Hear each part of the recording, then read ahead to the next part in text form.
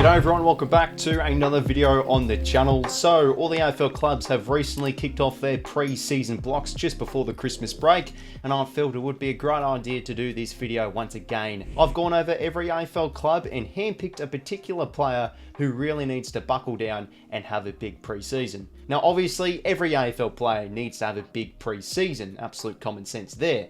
But there are particular players at every football club that hold somewhat significant influence towards their team. And these are the players that I've chosen in today's video, and it's important for those particular players to have that big pre-season to either have a career best year or get their career back on track, and also really help their team push up the ladder and or have success in 2024. So just before we get into it, feel free to leave a like and subscribe if you do go on to enjoy, and let's get into it.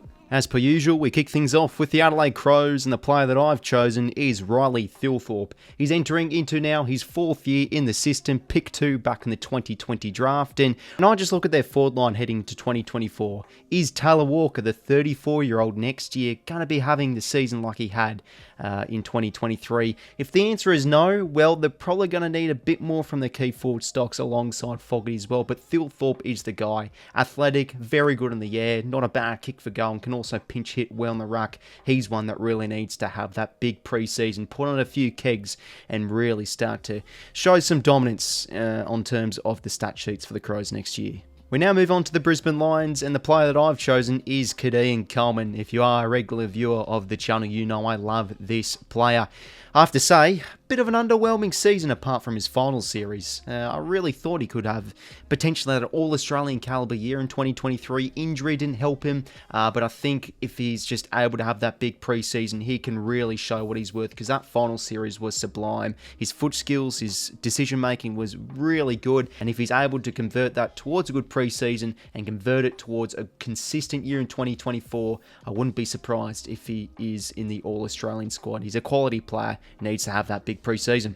For the Carlton Blues now, it's the most obvious player there is, but I'm still going to be choosing him anyway. Sam Walsh. We all know he's yet to have a consistent pre-season pretty much since his 2021 sublime season back then. He's had injury problems, he's had delayed pre-seasons, but now is the chance. From reports from what I did see, he's arrived at pre-season early, so good sign so far, but he is an absolute star, and I think just a consistent full pre-season full of good conditioning and good strength building and all that whatnot is essential for him to just go bang again in 2024. I'm big on this guy heading into next year.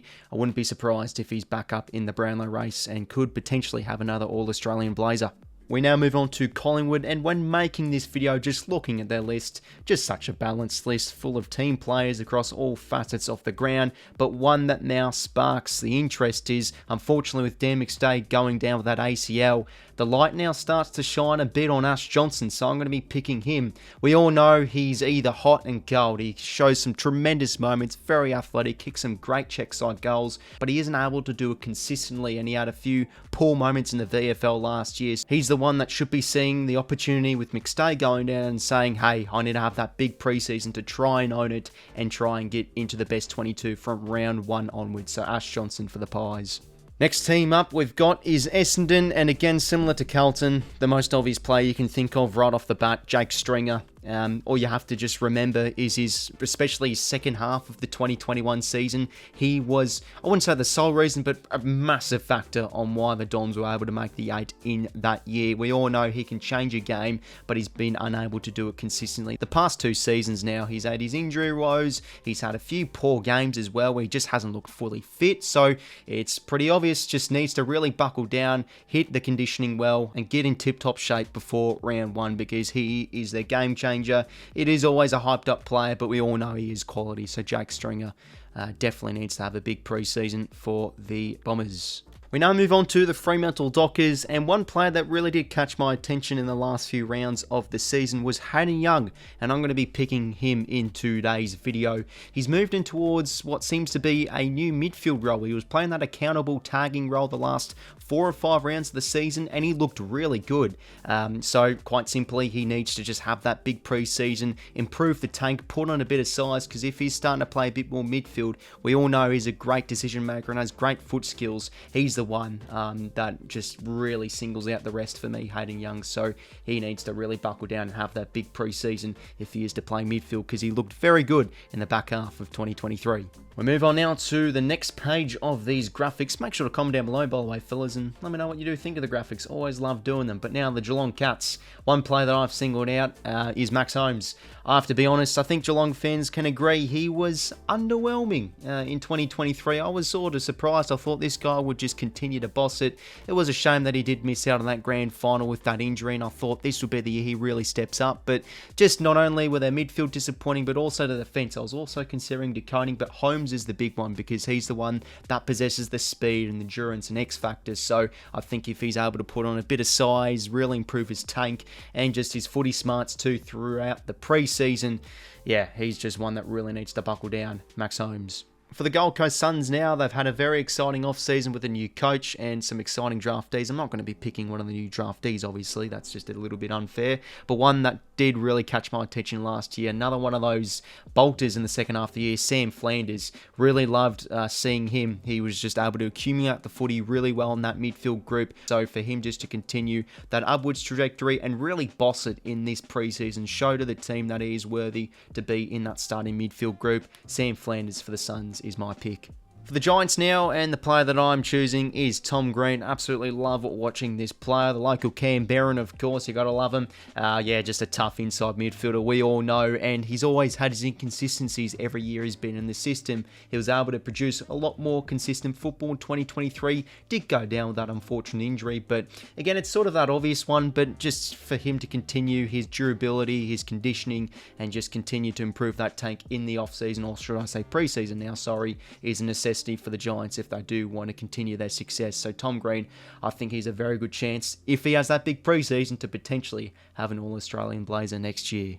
Next team up we have is Hawthorn, and I'm going to be putting the pressure, well no, I wouldn't say pressure, but this guy can handle the pressure from what we've seen at the Pies. The new recruit, Jack Ginnivan, I think this is a player that really needs to buckle down and have that good pre-season, because Hawthorn's forward line has been a little bit underwhelming. It was probably their negative point from their pretty impressive 2023 campaign, comparing to expectations, but this is a player who plays well on the big stage. So I just think for him to not only improve his conditioning on the field, but also his character off the field and make sure he's focused and he's locked in, it's a necessity if the Hawks do want to pick up more wins next year. Excitement machine Jack Ginnivan, I think he is the guy to really lift off for the Hawks next year, should he have a good pre-season.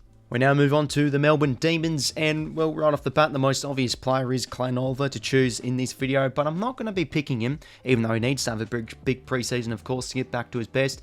There was one player that really did catch my eye when looking at their list a bit deeper, and that man is 𝐼𝐵𝗶𝗶. Now, off the bat, I am aware he is still injured. He's coming off that long-term foot injury, so he probably is going to have a delayed pre-season, or in fact he is, but I still think when he's in the team as a part of the pre-season training, he just really needs to improve on his craft and his durability, because I think this guy is potentially the missing link for the Demons. When he moved forward, he was able to kick really accurately, but as soon as he went down with injury, the kicking inconsistencies forward to centre hurt again for the D's. So I think potentially this could be the missing link for the D's, 𝐼𝐵𝗶𝗶. So when he comes back fit, really needs to have a good pre-season, so he's able to start really well from round one, because I think this is a very, very underrated team player for the D's. Now move on to the North Melbourne Football Club, and a player that really did catch my eye straight away. Didn't have to look at their list too much here when I saw this name.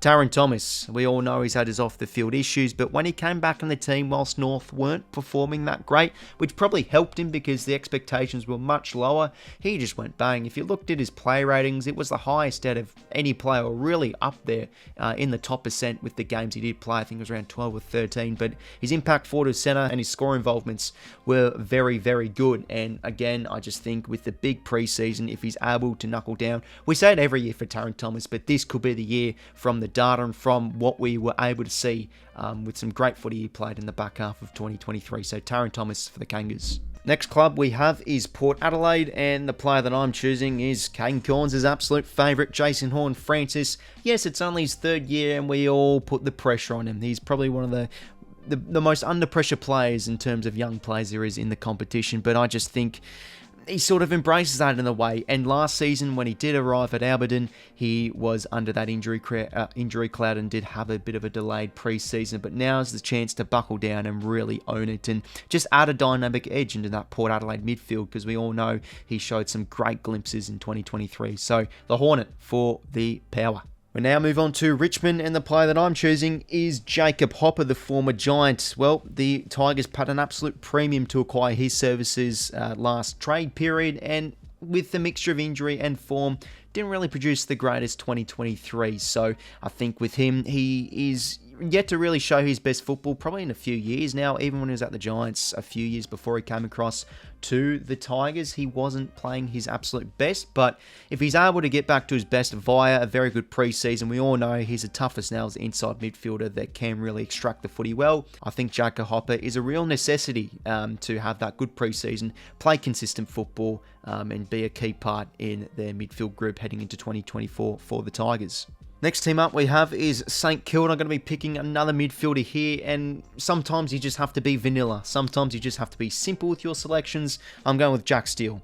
When he was playing bad, when the Saints lost, he was just looking awful, and he was so inconsistent last year. Yes, again, with injury problems, but also form. And then some games he was able to have his career best sort of looking games. So there was just the gap between his good and bad footy was a massive gap and almost unacceptable for the skipper of St Kilda. Even some supporters were saying they should strip the captaincy off Jack Steele. So I just think out of any player of the Saints, it's the captain that really needs to have that important pre-season, keep his body fit, improve his conditioning, and try and get back to his best, because he was awesome in 2021. So yeah, and he's an absolute necessity for the Saints to really succeed as well, Jack Steele. So picking him for the Saints.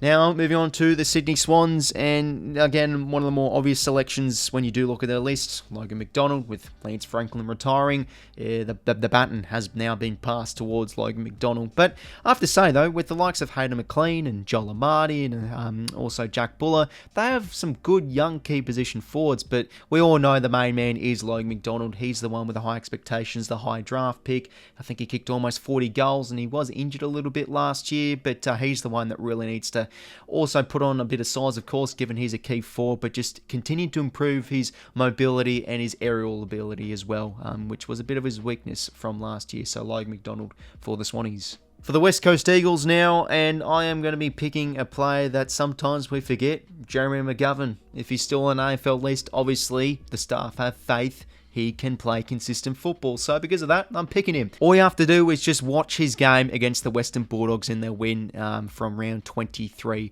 of this season. He just was pretty much the match winner. His ability to control the game in the back half is just an absolute must for the Eagles if they are wanting to win more games in 2024. So needs to knuckle down, really keep his body fit, and improve his conditioning and durability. So yeah, for me, Jeremy McGovern, player we forget sometimes, I'm picking him for the Eagles. And for the final club now, the Western Bulldogs, the player that I'm choosing is again another obvious one, but have to put him in this video. Bailey Smith. Where has his 2021 form gone? Ever since that, off the field issues, unable to replicate his form from that really good season. He was looking like one of the most exciting young players in the comp. Now with the mixture of those off the field issues, and just hasn't looked very good. He's been able to provide his burst and pace, but his foot skills have been really off. His accountability hasn't looked too great as well, and he's just lost his damage by foot. And this is a player that should have high expectations, because he is a, sort of that big marketable, big hyped up player. He has kicked off his preseason well. I'm pretty sure he did win the 2K time trial, or I'm pretty sure he was second to Riley Sanders. So obviously his aerobic ability is in good check, but yeah, he's just the one that really needs to knuckle down. Given that now he's getting a year older, he needs to enter that prime, get back to his best, and really get locked in on the field. So Bailey Smith for the Bulldogs. So over on there is a play from every AFL club I chose of who needs to have a big preseason heading into 2024. As I always do say, feel free to let me know what you do think down below in the comments. Always debatable, these ones. There were many different plays I had for a few particular clubs, but I can only choose one that was the criteria. But as I say again, really every play needs to have a big preseason, but these were the ones that just really did catch my eye. So make sure to comment down below and let me know what you did think, any other plays you might include. But apart from that, everyone, feel free to leave a like and subscribe if you did go on to enjoy. And until next time, I will talk to you later. See you later, fellas.